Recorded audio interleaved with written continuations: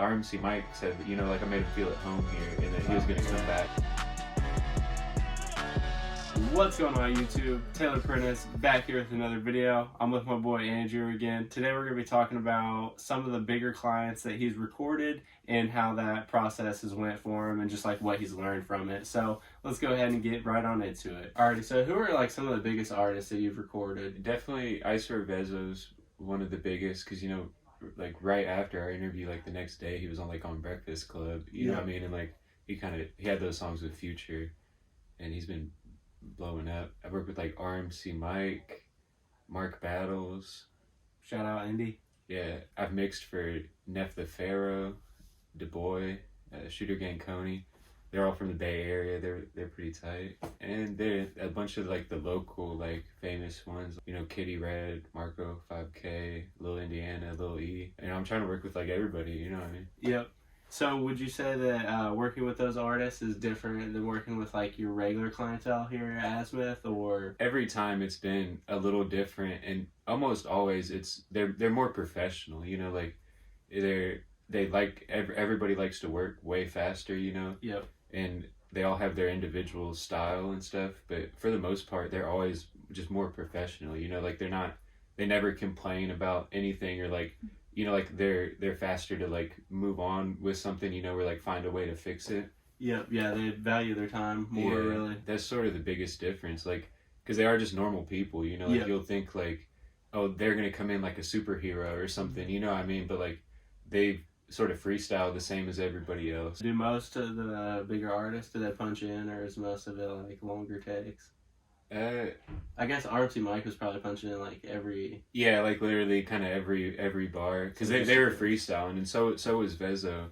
But like Mark Battles or somebody that writes, I know that they'll sort of practice it, you know what I mean? And they'll even write it in the studio, you know what I mean? But they'll like make sure that they get it done, and then he'll literally go in there and he can one take it for sure, you know what I mean? And just knock it out, do his in and outs and ad-libs. He doesn't always do it like that, you know what I mean? But like for the most part, he can. Like I said, everybody has their own style, and some people don't even like to hear themselves in the headphones. It's all just different.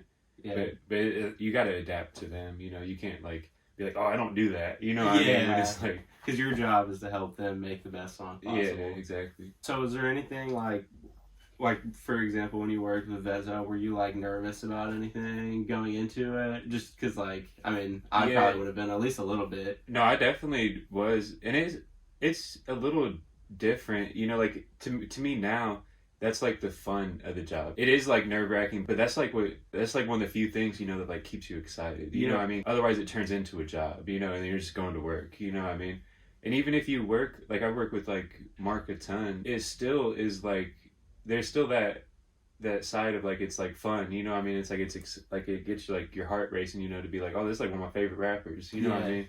But, that is sick. Yeah. I mean, I've never really recorded anyone that big, but like even just like sending beats to people like that, you get kind of the same feeling, because it's like, what if they listen to these and they're just like, oh, it sucks or whatever, but at the same time it does keep things exciting. And my first time working with a big artist was Mark, and I really hadn't been engineering long before that. Like it was because he couldn't get in other studios, and he kind of heard about me through the grapevine, you know what I mean? Yeah. And so I said I would do it, but like I wasn't really getting paid for sessions at that point, you know what I mean? I was doing a lot of free sessions in there, but I was really scared for that one, and it went smooth, but like I remember like thinking like you either got to like jump in or leave the pool, you know what I mean? Like, that's true for sure. Like I remember I got lucky, like when I first started recording, I just like had buddies that I would just like record all the time, and I recorded them for like probably like a whole year straight. So like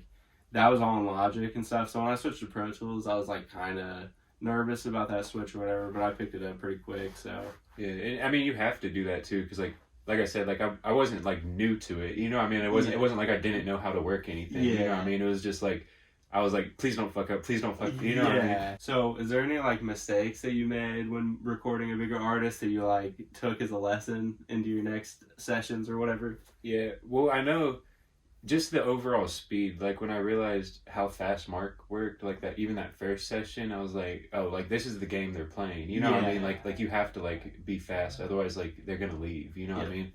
And I actually had that happen with a local artist that was pretty big. Like, it was one of my first sessions, literally like my first week of sessions. Hey, what happened? Hey, what's going on? Hey, sorry, man. The program just crashed or something.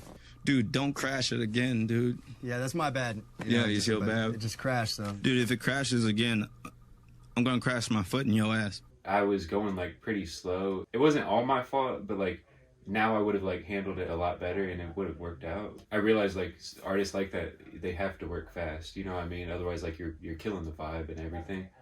But with Iceberg Vezo, there was a mistake for sure that every engineer should learn from, and that's using the playlist, you know, because he was freestyling and he would, you know, he was going line by line and he'd be like, oh no, scratch that or whatever. So, you know, I was hitting undo and record, you know, to save space and stuff. I've been there. Yeah, so I lost a take and he was like, oh, what did I say 2 minutes ago? You know what I mean? I was like, it's like, I don't know. I wasn't even like, you know what I mean? I was like paying so close attention to the computer, you know what I mean? And like, thankfully, he was with like 50 people and one of them was like, oh, you said this, you know what I mean? Like from the other room. I realized too that like you can't do that, you know what I mean? Like if that were like Future or somebody like and they're making like $1 million song, like I mean they're gonna switch you out with somebody real quick, you know what I mean? Yeah, I've definitely had that happen in a session before where I like lost a take and it's like you feel horrible, but like luckily the artist I was with like was cool about it or whatever, he understood. But yeah, that is something you want to try to avoid for sure. And it's easy to avoid if you just learn the playlisting feature, you know, which is in like every DAW. So you can, like, it'll save every take. So how are you able to get these sessions with these bigger artists? It's different ways, really. Like, I reach out to every artist that I know is coming to Indianapolis, or, like, even a Detroit artist, or anybody I know that, like, can make it to Indianapolis, you know?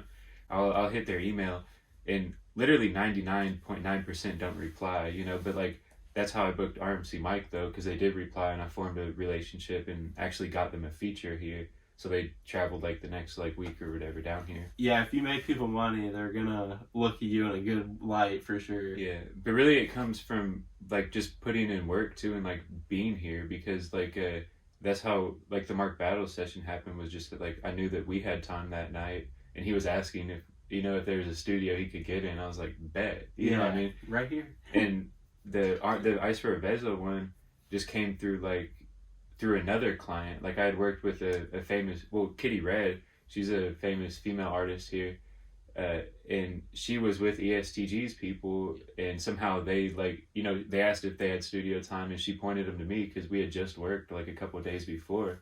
That's so awesome. It's like there's always different ways. It's like, you know, when you go through one door you see like 5 other routes, you know what I mean? Like, and I feel like that's kind of like the journey of like leveling up and everything, is that like you keep seeing like other like new opportunities present themselves like as you keep going, you know what I mean? That's kind of how it was or how it's been for me, like as a producer. It's like in the beginning I was like always chasing people or always sending stuff out to people, and now it's like people are finally coming to me for stuff, and it's like things just kind of fall in my lap. Like I mean I still have to like put yourself out there or whatever, but like as far as things come to me, it's a lot better. Yeah, it definitely snowballs. It is super important to like to reach out to them too, you know, and to be proactive and everything. So are there any other like final tips and tricks you have for like newer engineers who have a chance to record a bigger artist? It just, don't be scared. Like, don't give in to those butterflies telling you, you know, you might mess up, you know what I mean?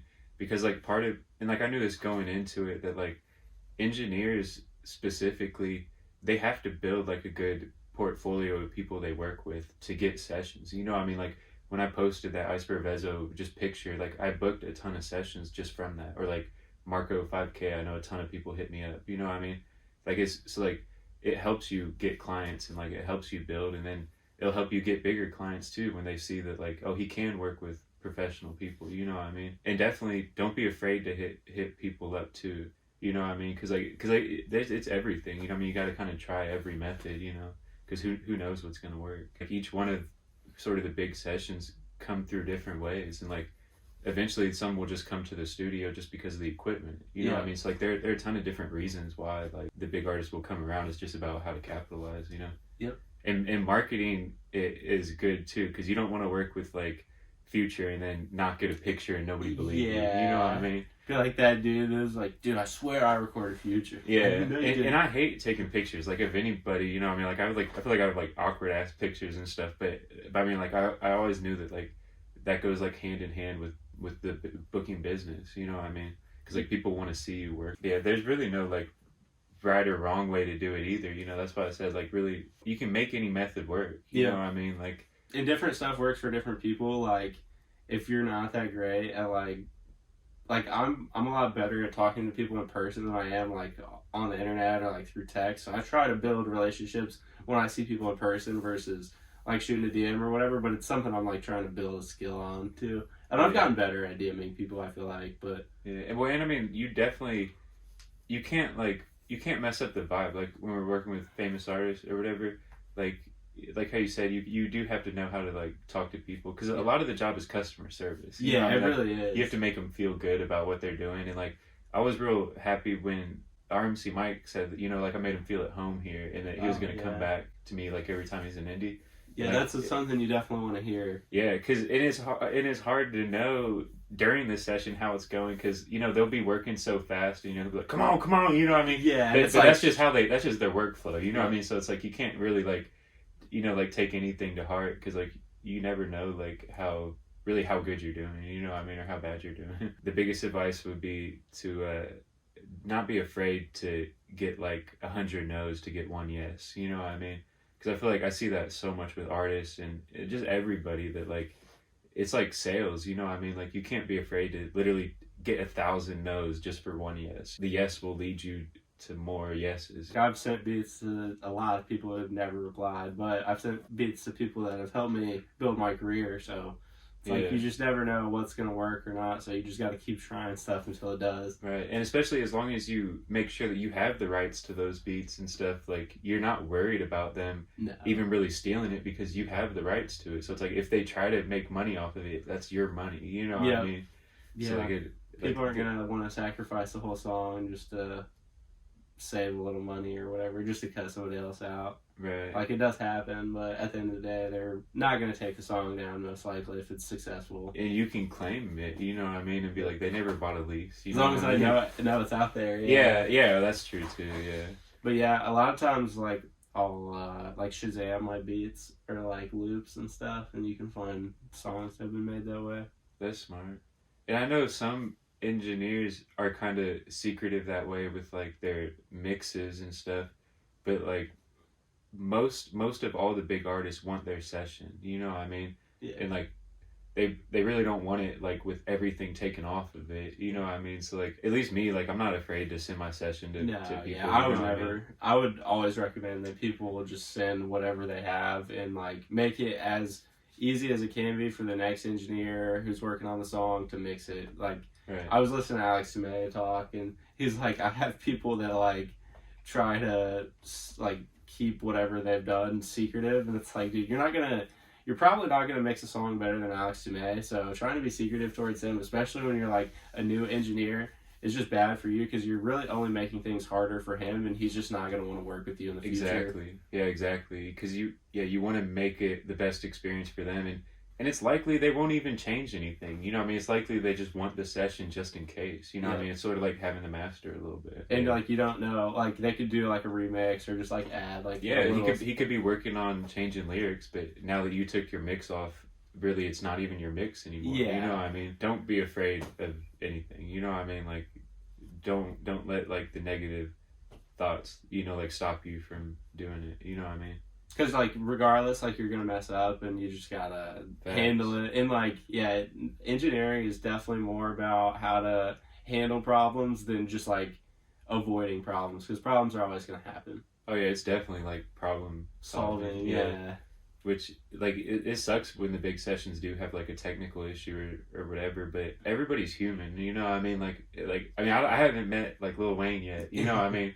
But like I still feel like if he were to come in here or whatever, like we could still like connect sort of, you know what I mean? Or like go at least skate for a second or something, you know what I mean? To like bring out like the human element. They don't want to work with somebody that sucks, and like they definitely will like make that clear, you know what I mean?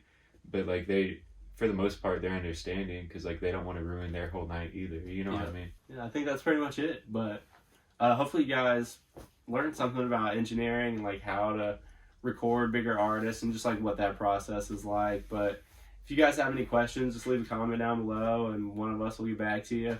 But thank you guys so much for watching. If you could, hit that like and subscribe. Follow both of us on Instagram. Yeah. Studio Drew 317. That's my Instagram. Mine is Taylor Prentice, TGOD. Shout out Wiz. I've had that handle since like freshman year of high school. People always ask me if it's like T God. I'm like, no, it's not T God. It's Taylor Gang. Yeah, dang, I really thought it was T God too. That's crazy.